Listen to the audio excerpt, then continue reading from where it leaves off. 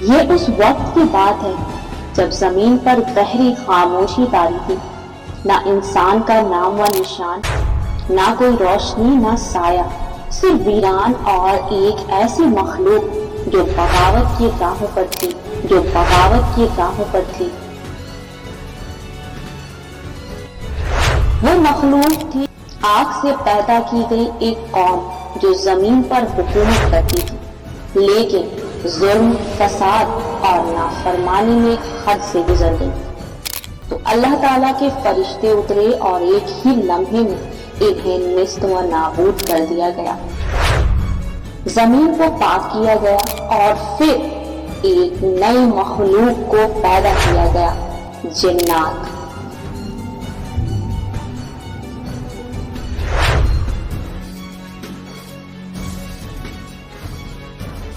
اور جنات میں سے ایک تھا وہ جسے ابلیس کہا جاتا ہے، جو عبادت گزار تھا، عالم تھا، فرشتوں کی صف میں شامل تھا، مگر دل میں چھپا تھا تکبر، جو آزمائش کے وقت ظاہر ہوا۔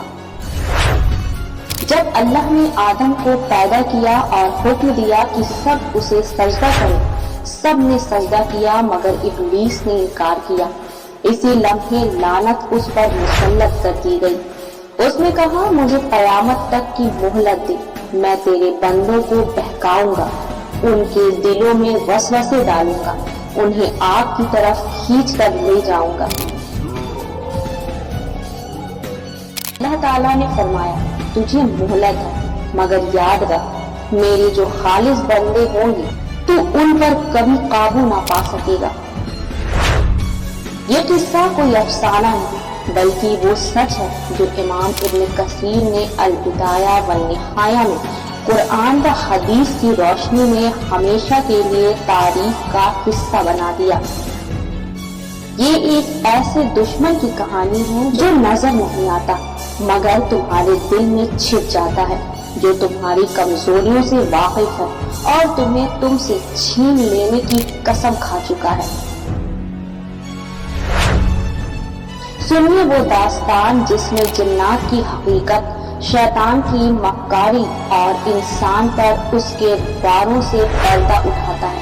یہ وہ سچ ہے جو آپ کو خود کو پہچاننے پر مجبور کر دے گا۔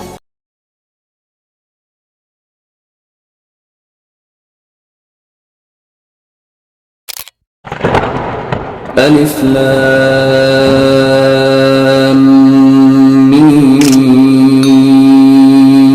کیا آپ نے کبھی سوچا کہ جنات کی تخلیق کب اور کیسے ہوئی؟ وہ ابلیس جو فرشتوں کا سردار تھا، آخر ایسا کیا ہوا کہ وہ شیطان بن گیا؟ آج ہم سنیں گے جنات کی تخلیق اور شیطان کے انجام کی وہ حیرت انگیز کہانی جو قرآن، حدیث اور تفاسیر میں تفصیل سے بیان کی گئی ہے۔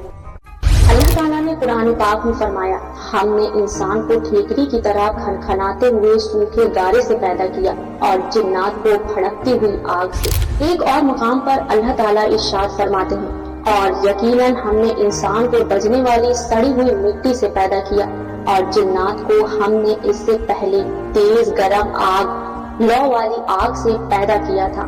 مفسرین کریم جیسے کہ ابن عباس، مجاہد، حسن بصری اور دیگر فرماتے ہیں کہ مارج بالنار سے مراد خالص بھڑکتی ہوئی آگ ہے۔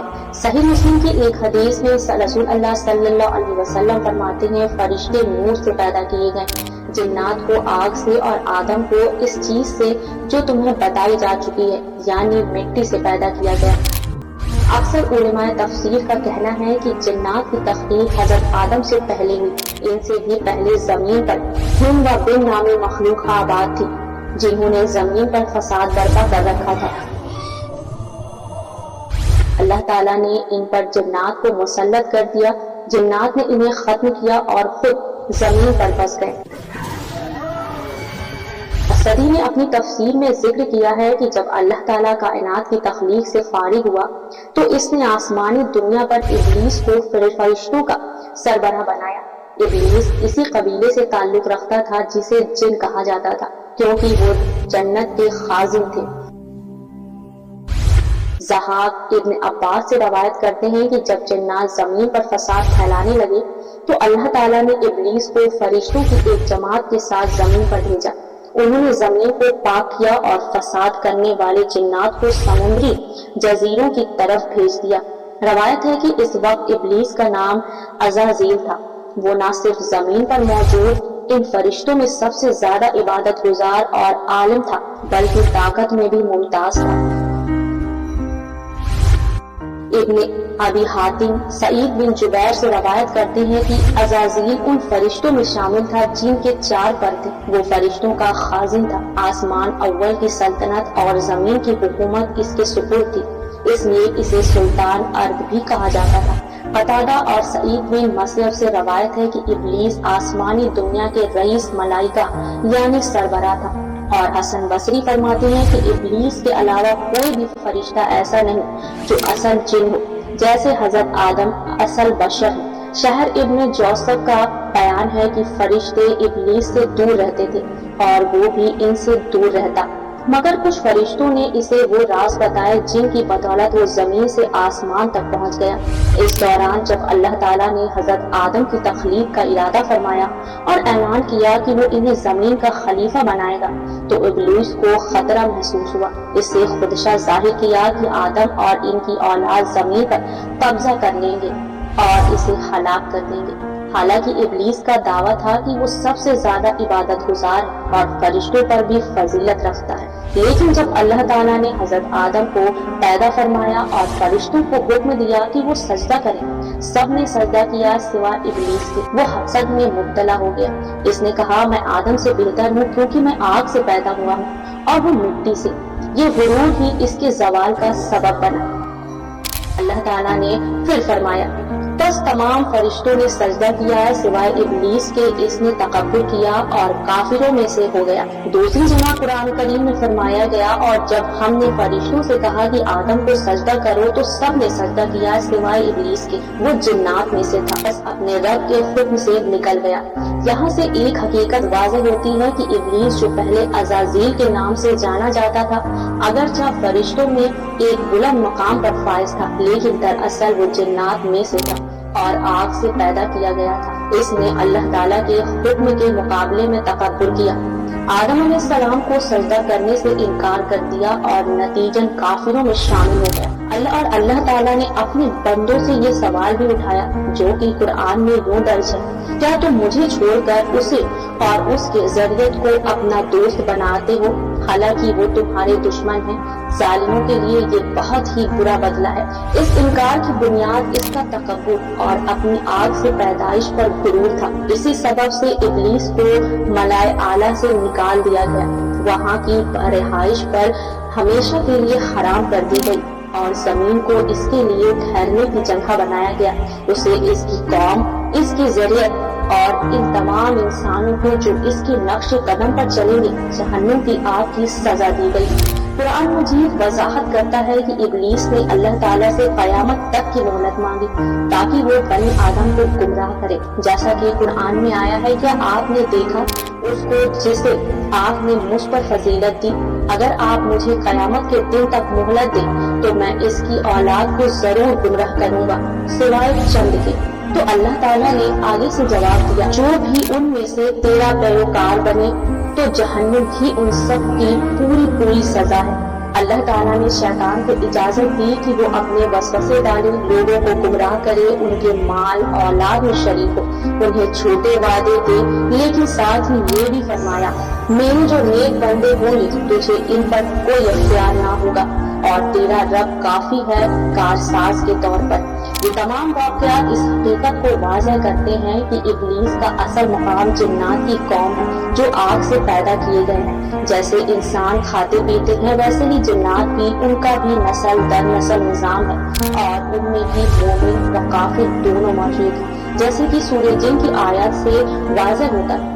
اللہ کے نیک بندے خواہ انسان ہو یا جن صرف اللہ اور اس کے رسول اللہ صلی اللہ علیہ وسلم کی اطاعت کرتے ہیں اور وہی نجات پائیں گے۔ اب قصہ آگے بڑھتا ہوا جاتا ہے۔ نبی کریم صلی اللہ علیہ وسلم کے طائف کے سفر سے واپس لوٹ رہے تھے۔ ایک ویران مقام پر آپ نے آرام کیا اور وہاں نماز فجر کے وقت قرآن کی تلاوت شروع کی۔ اسی وقت جنات کی ایک جماعت آسمان سے زمین پر نازل ہوئی۔ وہ ایسی مخلوق تھی جو آگ سے بنی تھی اور ان کا مقصد تھا حق کو تلاش کرنا۔ جیسے ہی انہوں نے قرآن کی آواز سنی رک گئے۔ انہوں نے ایک دوسرے سے کہا چپ ہو جاؤ، غور سے سنو۔ وہ تلاوت سنتے رہے۔ جب رسول اللہ صلی اللہ علیہ وسلم قرآن مکمل کر چکے تو وہ جنات ایک دوسرے کو دیکھ کر کہنے لگے ہمیں حق مل گیا۔ پھر وہ فوراً اپنی قوم کی طرف واپس دوڑے خبردار کرنے والے بن کر۔ انہوں نے اپنی قوم کو پکارا، اے ہماری قوم، ہم نے ایک کتاب سنی ہے جو موسیٰ کے بعد نازل ہوئی ہے۔ یہ اس کی تصدیق کرتی ہے جو اس سے پہلے آ چکی ہے۔ یہ سچائی کی طرف اور سیدھے راستے کی طرف رہنمائی کرتی ہے۔ اے قوم، اللہ کے داعی کے پکار پر لبیک کہو اور اس پر ایمان لاؤ، وہ تمہارے گناہ معاف کرے گا اور دردناک عذاب سے بچائے گا۔ سورہ جن میں بھی یہی واقعہ اور اس کے جذباتی اثرات یوں بیان ہوئے ہیں، کہہ دیجئے میری طرف وحی کی گئی ہے کہ جنات کی ایک جماعت نے قرآن سنا اور کہا بے شک ہم نے ایک عجیب قرآن سنا، یہ سیدھی راہ کی طرف ہدایت دیتا ہے، بس ہم اس پر ایمان لے آئیں اور ہم کبھی کسی کو اپنے رب کا شریک نہ بنائیں گے۔ انہوں نے کہا ہمارے نادان سردار اللہ کے بارے میں غلط باتیں کہتے تھے، ہم تو سمجھتے تھے کہ انسان اور جنات اللہ پر جھوٹ نہیں باندھتے، لیکن ہمیں حقیقت کا اب علم ہوا۔ پھر وہ مزید کہتے ہیں ہم نے آسمان کی طرف جانے کی کوشش کی مگر وہاں سخت پیرے اور شعلے تھے۔ جنات نے کہا ہم نہیں جانتے کہ زمین والوں کے ساتھ کیا معاملہ ہونے والا ہے، کیا ان کے لیے خیر ہے یا ان کا رب ان پر عذاب نازل کرے گا۔ انہوں نے تسلیم کیا ہم میں نیک بھی ہیں اور ہم میں بد بھی، ہم مختلف راہوں پر چلنے والے تھے مگر اب ہمیں پتہ چلا کہ ہم اللہ کو زمین میں عاجز نہیں کر سکتے اور نہ ہی اس سے بچ کر کہیں جا سکتے ہیں۔ جب ہم نے ہدایت سنی تو فوراً ایمان لے آئے۔ اب جو بھی اپنے رب پر ایمان لائے وہ نہ تو گھٹے گا اور نہ کسی ظلم کا سامنا کرے گا۔ ایک اور موقع پر نبی کریم صلی اللہ علیہ وسلم نے جنات کی ایک جماعت سے براہ راست ملاقات کی۔ انہوں نے آپ سے شریعت کے احکام پوچھے۔ آپ صلی اللہ علیہ وسلم نے انہیں ہڈیوں اور گوبر سے استنجا کرنے سے منع فرمایا کیونکہ وہ ان کے بھائی جنات کی خوراک ہوتے ہیں۔